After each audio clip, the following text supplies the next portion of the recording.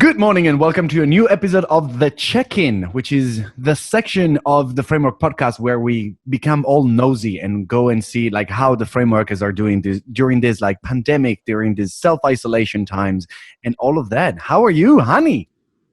Good, Nico. How are you? It's so lovely to see you and your beautiful workspace with the plants and the drawings. Like workspace. I'm assuming is the technical term for bedroom. Corner of a bedroom at the moment, but yeah, sure, it is where I work from now. So right. Where are you? I'm in the office at the moment. I had to pick up some stuff from the post office. Fancy. You get to leave the house. Anyone. That is the quintessential like best thing to do right now. Like you have all of my envy. Well, yeah. Well, when I'm walking on the street though, I always, I don't walk actually. I always scoot. You know that. Everyone knows that. You scoot to places, sure.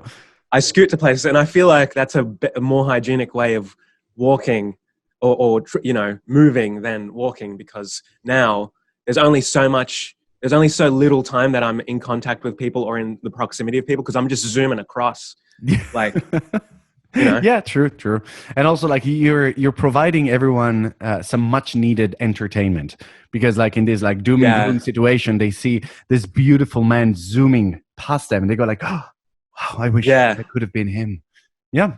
100%. It's very entertaining because I do tricks and do you actually?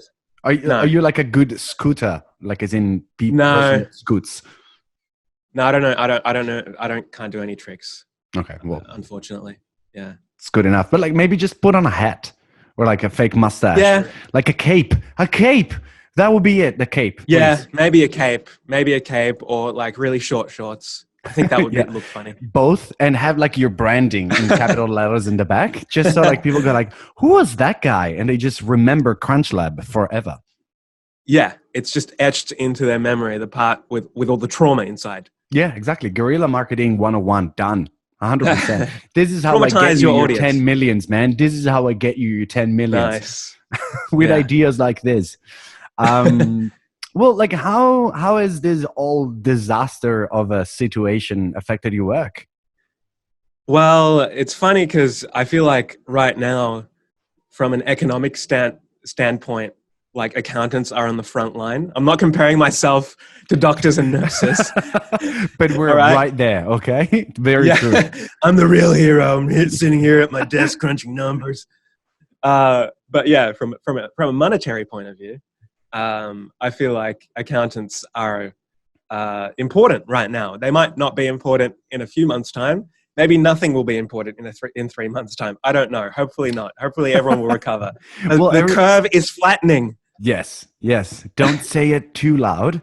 Like, don't spook it. Yeah, exactly. But sure, like it is. It's very true. Like as of today, Australia is in such a good position. I obviously like being Italian. I check Italy, Australia, the States, like all the time, and like we are in such a different spot than so many other countries, which is amazing. Yeah. Also, like if people like are just tuning in now and they don't know any of us, Hani, you are an accountant and you run your own business called CrunchLab. And I have to say that like during this whole pandemic, you've done a proper like public service of publishing videos of you explaining the whole situation, like all of the grants and all of the relief packages that the government has been releasing and all that. And it's amazing. I do think you're in the front line of making sure that people can access these things. So to me, you are a hero.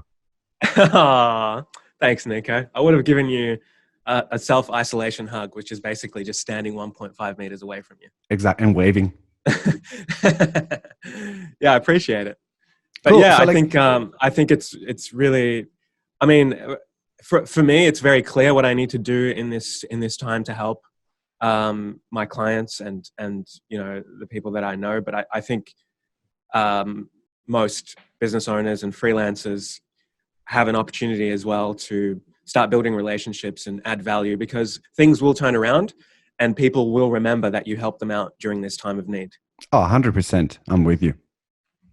Yeah. I was giving recently, like I was doing like a presentation or like a talk at an online class for a photography university here in Melbourne. And one of the things that I told the students is that I think that right now is the time to build relationships. Like we have this unprecedented opportunity to have time. And I think like once this is all over, people that you built a relationship with will remember. Yeah, So it's the absolutely. right time to like plant seeds. It feels like it's a time to like just panic, but it's not. Yeah, There are things you I can agree. do right now. Yeah. And that just means you're at a, advanced stage in your grieving process, because everyone has had to go through grief because of this. It's really massive. It's probably affecting a lot of people's mental health.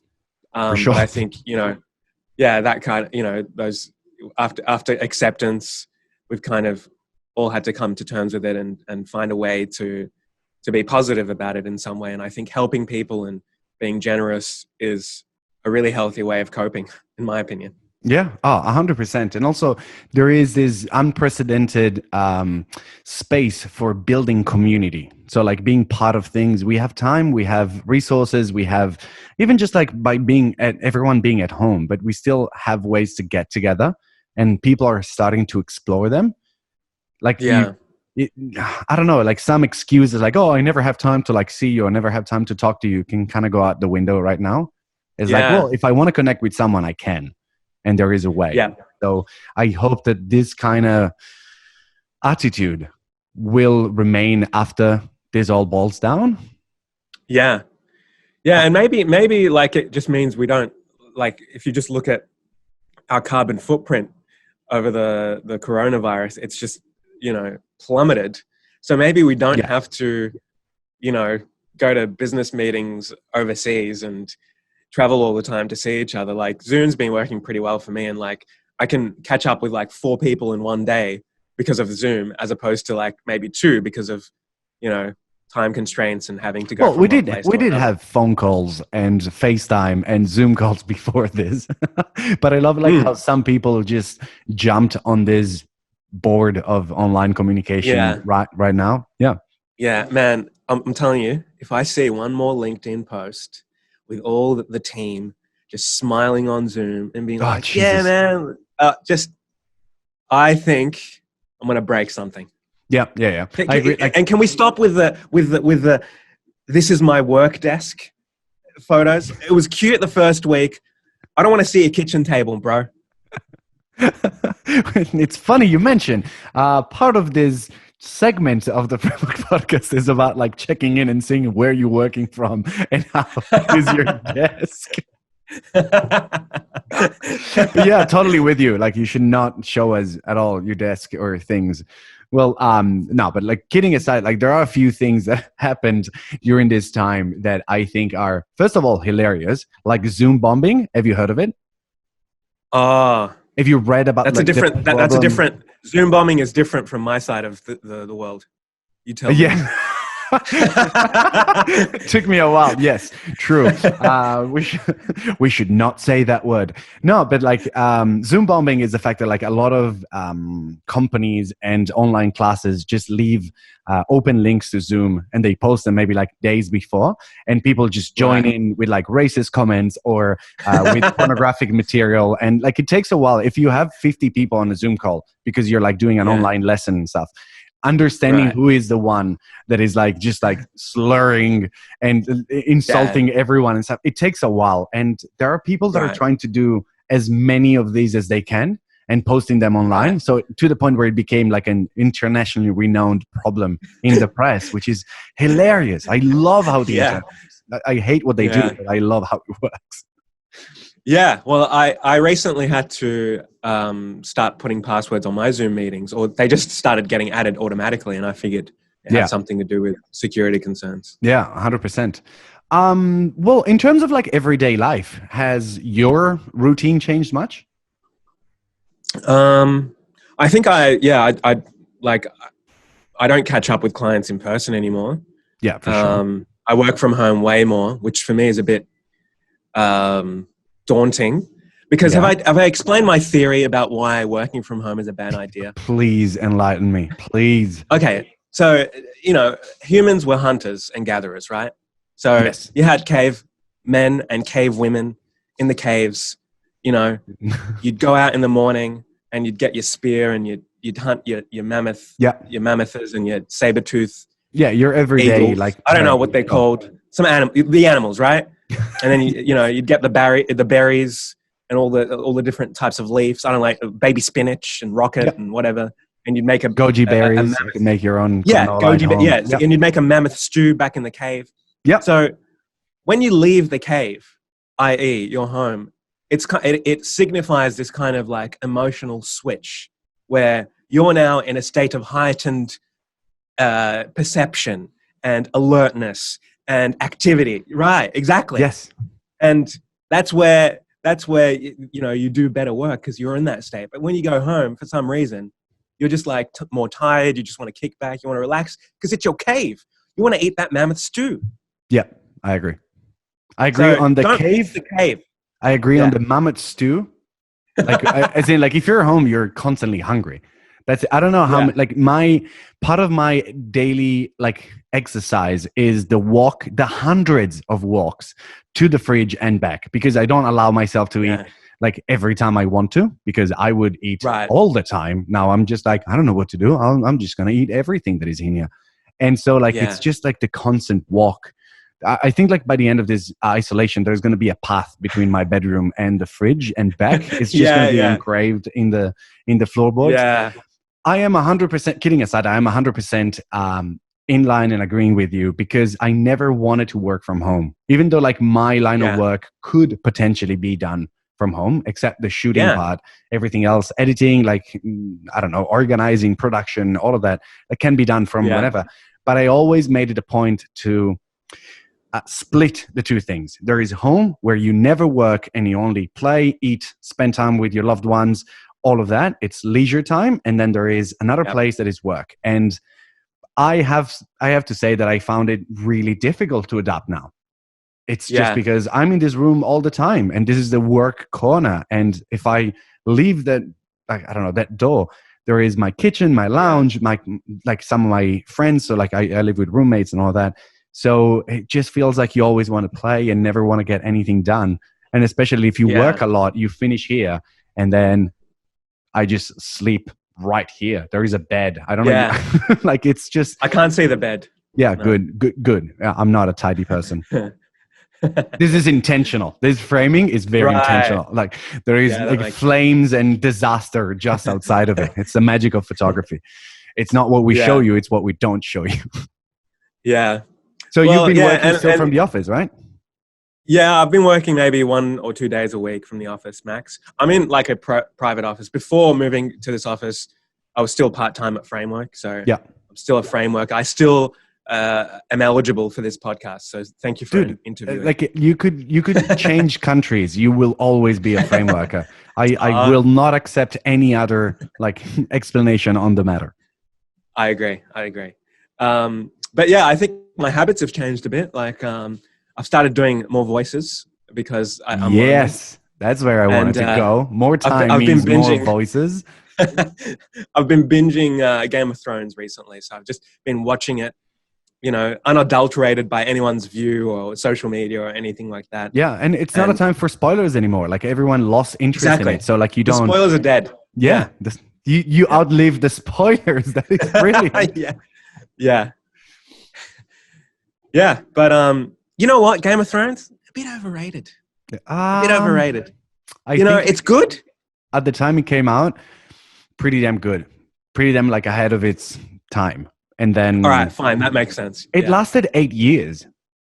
Yeah, true. So like it's... Now that makes sense. Between when it started and now, like there is... Like the culture evolved, like involving it. So yeah. But I've said this before to people, and I've been very vocal about my opinion about Game of Thrones. But, the blood, the boobs, great. Love that. Love it. More dragons.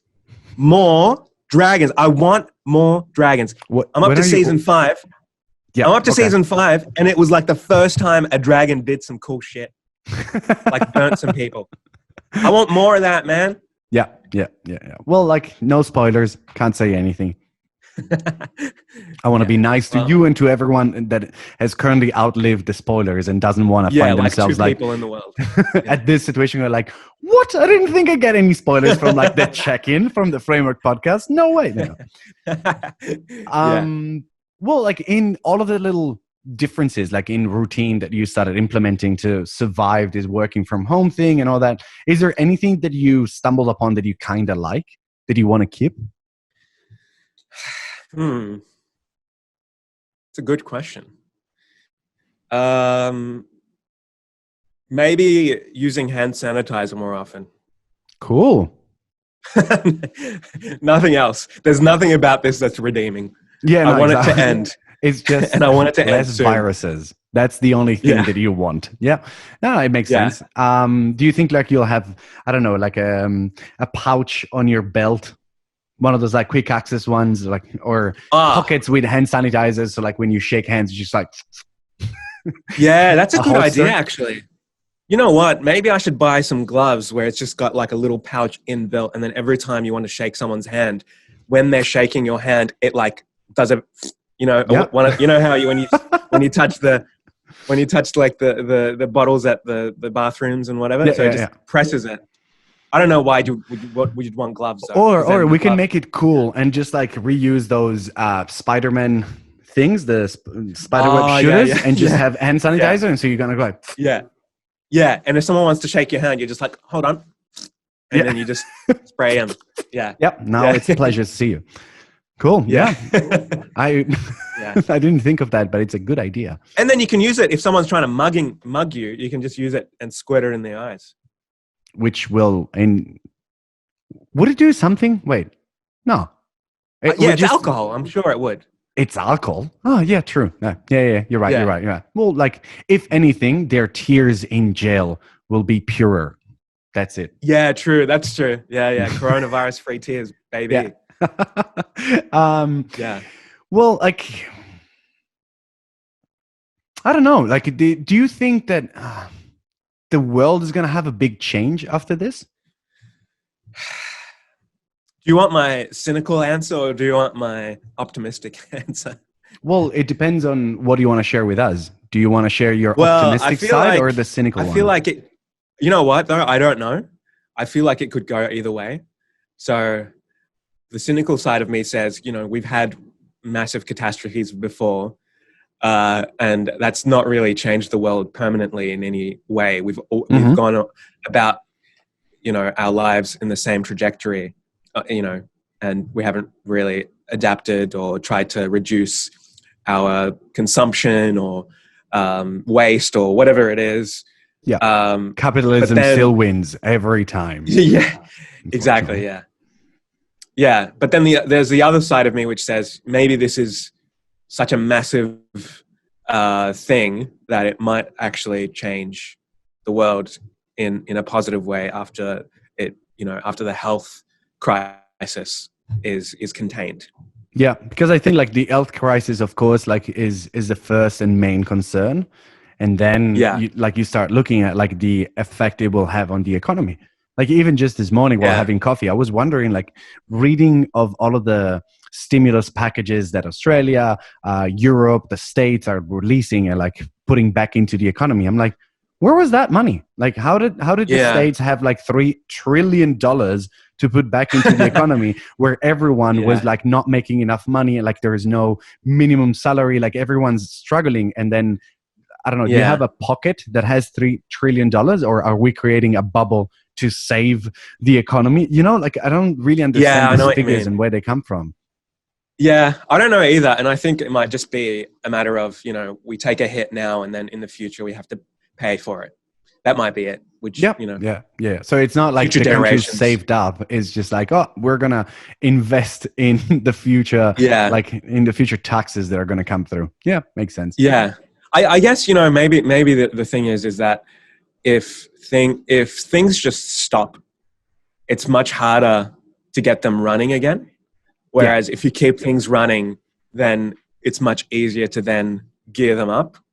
I think that's probably how the economy, it's so slow or it's so just, you know, it's just got, it's just like very heavy, like it's just like a truck.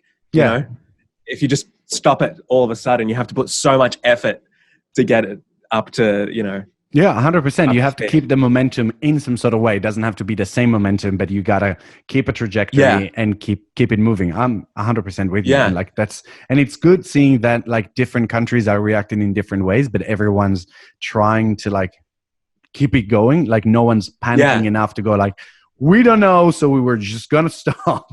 We're gonna fix it at some point. Like everyone's trying to find solutions, which is the most important thing. Yeah. Yeah. Last thing that I wanted to ask you is about those voices. Have you developed any new voices? Do we have like a new corner of like Honey does insert here name?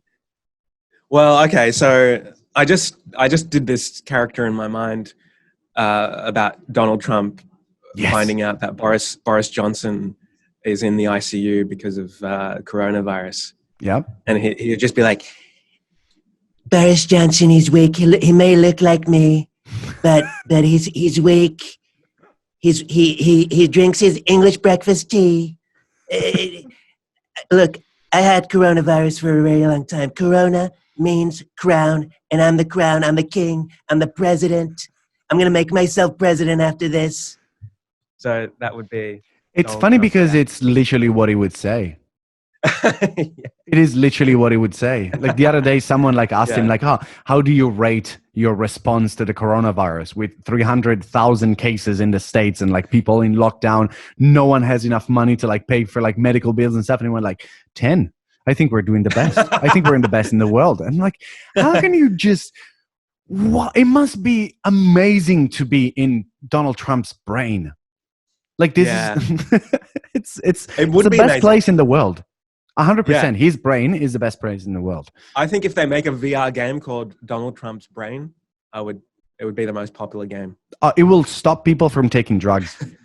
Like they will be hooked to that. That's it. Like you don't need heroin or meth anymore to make you feel that thing. You can just like put on a headset and be Donald Trump for like 20 minutes. That's it. Life sorted. Everyone goes back to work after that. It is interesting. Yeah. Well, and then the other last, if I may, Nico, you may everything you want. No, thank you. I've been working on this for a while. Okay.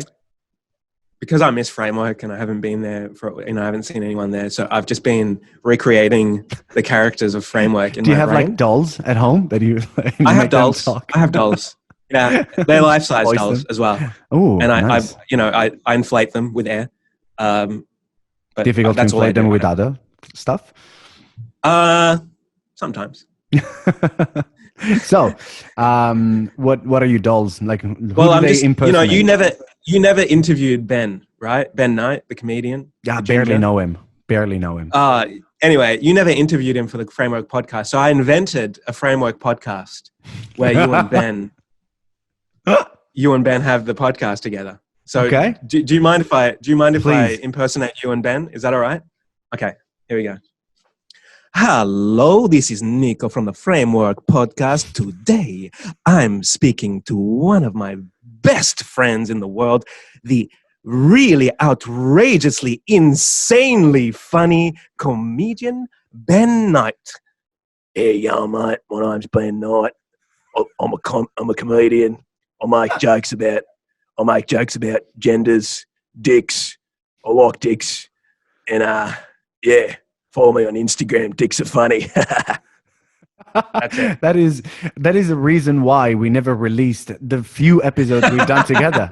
Like they all started exactly like that. My hilariously, outrageously funny friend and comedian Ben Knight.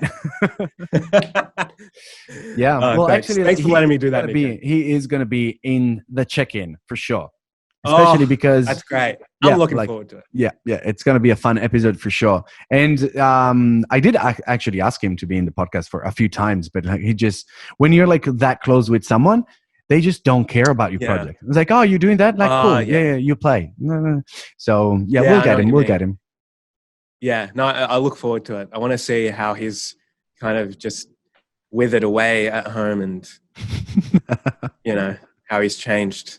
Yeah, well, like I was telling Josh during the first episode of the check-in, where he said living with two comedians must be pretty entertaining, and I just said, like, have you ever seen comedians without an audience? They just very different. Without a stage, very different.